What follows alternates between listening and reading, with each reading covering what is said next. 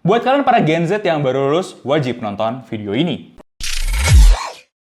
Halo guys, Dimas di sini, dan kali ini kita kedatangan satu sepatu yang mungkin akan jadi jawaban kalian. Bang, ada nggak sih sepatu kulit yang bagus di bawah 1 juta? Gua tetap pada pendirian gua kalau nggak ada sepatu kulit yang bagus di bawah 1 juta. Kenapa? Karena konstruksi yang bagus tidak mungkin di-create di harga under 1 juta. Tapi kita harus tahu juga banyak orang yang harus kompromi dengan kualitas karena budgetnya mentok.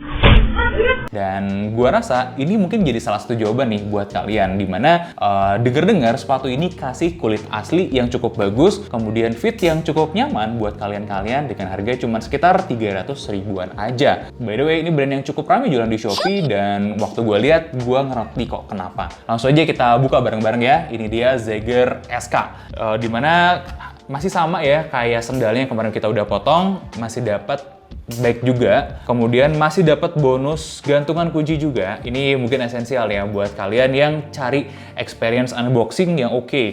Kemudian gue lihat masih ada satu kartu lagi, dimana ini tuh adalah kartu garansi. Ini, oh bukan kartu garansi, tuker size. Ini good job loh, artinya kalian bisa tuker size kalian kalau nggak cocok waktu beli sepatu ini online. Gokil. Ya, langsung aja kita lihat sepatunya.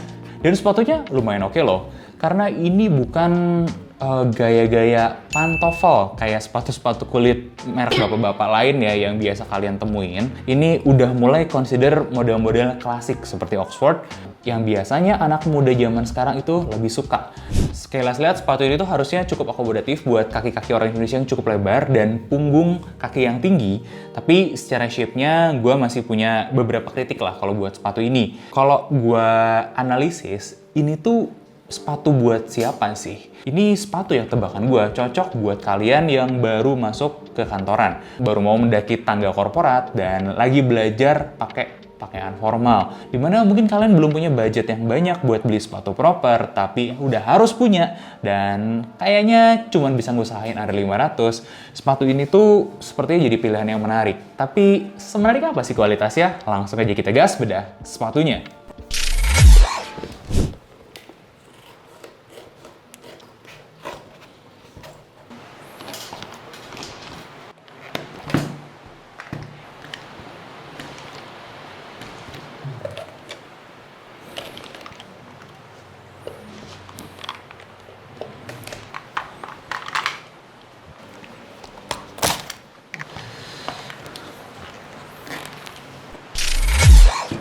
Dan ini dia Zager SK.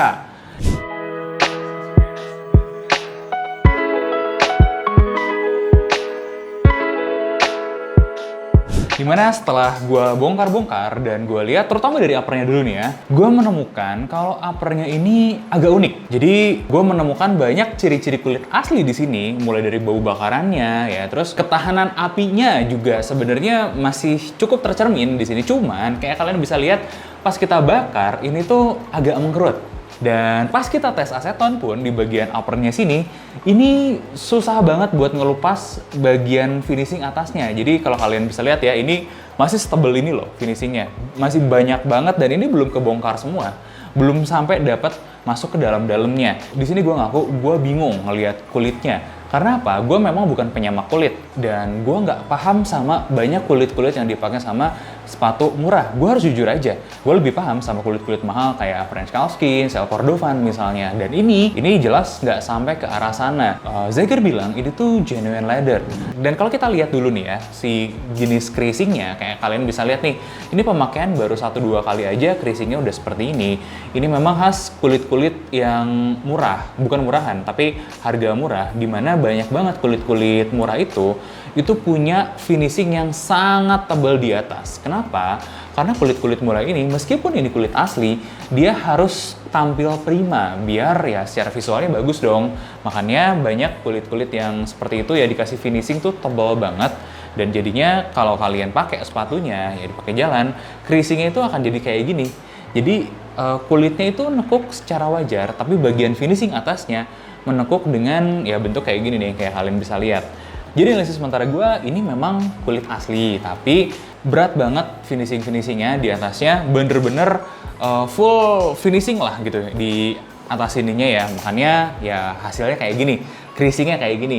Ini jujur kurang cakep kalau kita lihat secara visual ya, secara creasingnya. Tapi apakah acceptable? Sangat acceptable untuk sepatu 300-an. Beda banget kalau kalian ingat sepatu-sepatu kulit yang pernah kita potong, yang harganya di atas 1 juta, itu creasingnya juga beda, nggak kayak yang kalian lihat di sini. Dan ini masih sesuai dengan harganya, dimana kalau kalian tahu, harga 300 tuh biasanya dapat yang jauh lebih parah daripada ini, yaitu kulit sintetis kualitas biasa-biasa aja, yang 1 meternya 50 ribuan. Ya, kayak kalian tahu kan, merek apa? Dan sepatu Zegger ini so far bagi gue masih di ekspektasi gue lah, sesuai sama harganya. Nah, kita masuk ke bagian lebih dalam, dimana kita lihat bagian liningnya dan bagian insole-nya itu sama-sama pakai kulit.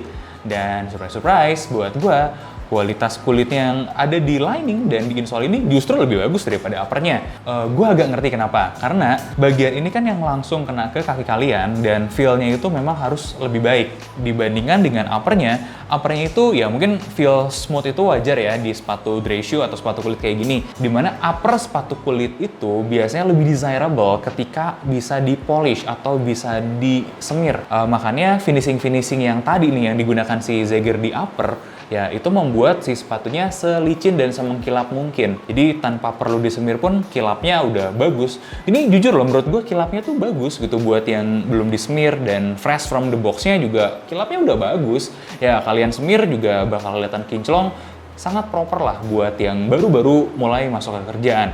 Nah tapi feeling kulit kayak gini itu nggak akan enak buat lining. Makanya Zegger pakai kualitas kulitnya kayak begini.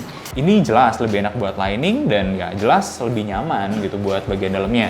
Nah pertanyaannya apakah panas? Oh jelas panas, karena namanya juga sepatu kulit ya. Kalian nggak bisa expect sepatu ini seadem sepatu lari misalnya. Kalau kita tilik sedikit lebih dalam, sebenarnya bagian liningnya pun nggak full kulit ya, masih ada campuran bahan fabric. Bahan fabric ini fungsinya buat apa? Selain untuk menghemat biaya, ya kasih kenyamanan juga. Karena jujur fabricnya ini tuh nyaman kok. Ini juga sama ya, bagian lidahnya pakai bahan yang sama seperti itu juga, plus dia kasih busa-busa, sedikit busa-busa yang bikin enak. Ya nggak enak banget, tapi lumayan lah untuk kenyamanan. Oke, jadi buat material upper dengan kualitas seperti ini, ya dengan standar sepatu kulit, gue akan kasih rating 5 dari 10. Nggak bagus, tapi sangat proper untuk harganya, dimana harga 300-an biasanya kalian cuma dapat sintetis, dan ini meskipun gue kasih rating 5 dari 10 dari kualitas bahan, artinya ini ya biasa-biasa aja. Gue nggak bilang ini jelek, tapi ini biasa-biasa aja.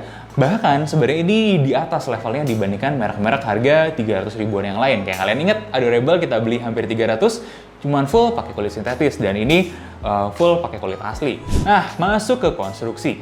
Secara konstruksi, gue udah coba cek ya potong kayak gini. Awalnya mau gue tes tarik, tapi jujur aja, pas gue tarik sendiri, ini lepas teman-teman ya. Bukan jelek, tapi ya ini memang standarnya merek 300 ribuan sih. Kita menemukan kekuatan lemnya, kualitas lem itu masih mirip lah sama Adorable Project. Meskipun gua harus note sama kalian, saran terbaik buat kalian yang beli sepatu kayak gini itu adalah dijahit ya ke soalnya. Kenapa?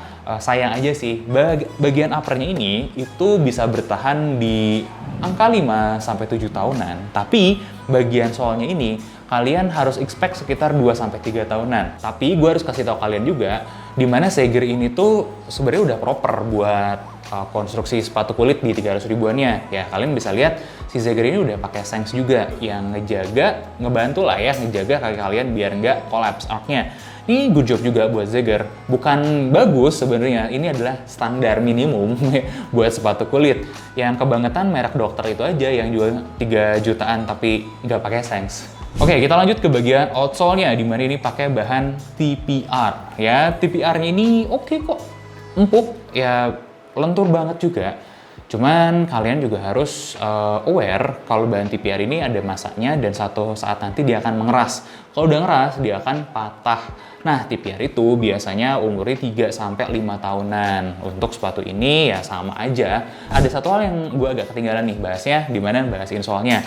Insole-nya ini itu lumayan mikirin kaki kalian, dimana ini ya insole-nya nggak lekuk-lekuk banget gimana juga, nggak ada arch support yang gimana banget juga. Tapi Jujur, ini lebih nyaman daripada sepatu kulit Cibaduyutan. Kenapa gue bisa ngomong kayak gitu? Yang pertama, mulai dari penggunaan insole-nya. Ya, ini lumayan empuknya, dan dengan ada sedikit lah tonjolan di sini, itu lumayan kok. Kita harus akuin memang dia ngebantu ke kaki kalian. Kemudian si width-nya ini ya, kelebarannya dan akomodatif terhadap tingginya. Dimana banyak banget orang-orang pakai sepatu kulit, masalahnya adalah kaki mereka sakit gara-gara kejepit. Gara-gara ya sepatu kulitnya model-model Aladin gitu ya, yang kurus-kurus manjang-manjang. Dikiranya keren, padahal enggak. Itu ngejepit dan nyiksa kaki kalian. Nah, untungnya si Zager ini kan pakai tali ya, bisa di-adjust ya lebarnya dan ketinggian di sininya, jadi lumayan lah lebih akomodatif. Dan pada dasarnya memang si Zager ini punggung kakinya sudah lumayan tinggi gitu teman-teman, jadi lebih akomodatif. Dan hal itu juga yang membuat gue akan kasih rating kenyamanan 6 dari 10 dan konstruksi juga 6 dari 10. Nah, terakhir gue harus ngekritisi tentang lastnya, dimana Zager ini udah lebih lumayan daripada sepatu-sepatu Cibaduyutan, tapi gue tetap harus kritik tentang lastnya yang dipakainya. Kalian ngerasa ada yang salah nggak dengan ini? Kalau gue langsung tahu yang salahnya di mana. Salahnya di lastnya. Ini adalah penyakit-penyakit sepatu under 1 jutaan sebenarnya, semuanya ya di Indonesia, dimana banyak yang kejebak dengan last-last terlalu ngotak atau terlalu kurus. Zager itu juga ngalamin. Dan ini untuk gaya Chisel tuh ini terlalu ngotak.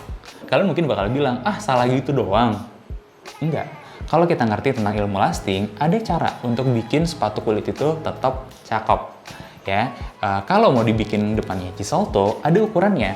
Perbandingan berapa banding berapa di sininya, seberapa kecil dia ngecilin gitu ya, dan bagian atas ini seberapa derajat dia nukik. Itu tuh ada ilmunya untuk bisa bikin yang ujungnya ini indah. Nah, jujur Zager belum bisa melakukan itu. But that's okay. Namanya juga ini adalah sepatu entry ya, buat kalian yang baru mau mulai pakai sepatu kulit. Ini adalah entry yang sangat bagus menurut gua.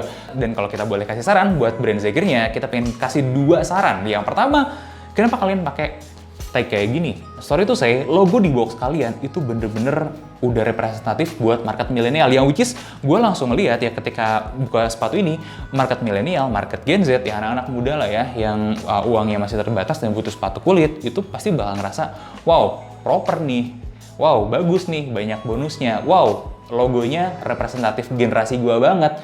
Pas lihat kayak gini, loh kok kayak sepatu bapak gue, itu sayang aja sih. Market Zager ini gue yakin banget itu Gen Z dan milenial. Saran gue, kenapa harus naruh logo ini, bukan logo yang ada di boxnya? Zager itu kalau kita perhatiin punya 3 macam logo. Itu cukup memusingkan juga. Kenapa enggak? Keep aja satu logo yang simple yang ada di boxnya, dan itu juga yang ditaruh di sini.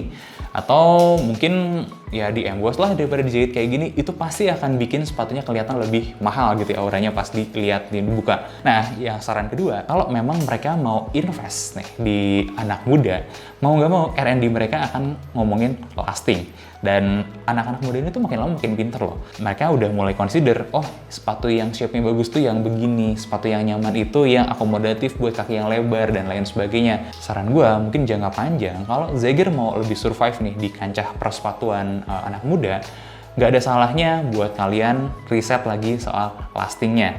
Dan final rating dari gue, sepatu ini akan gue kasih rating 6,5 dari 10. Dengan catatan, sepatu ini sangat-sangat worth it lah di harganya. Awalnya gue pengen kasih 6 dari 10, tapi gue pingin naikin lagi ratingnya karena gue sangat appreciate apa yang mereka lakukan sama boxnya. Mulai dari feeling pas unboxingnya, desain logonya, bonus-bonusannya, yang itu gimmick sih, tapi gimmicknya menyenangkan. Nah itu dia bedah Zager SK, dan coba komen di bawah, next kita harus bedah sepatu apa lagi?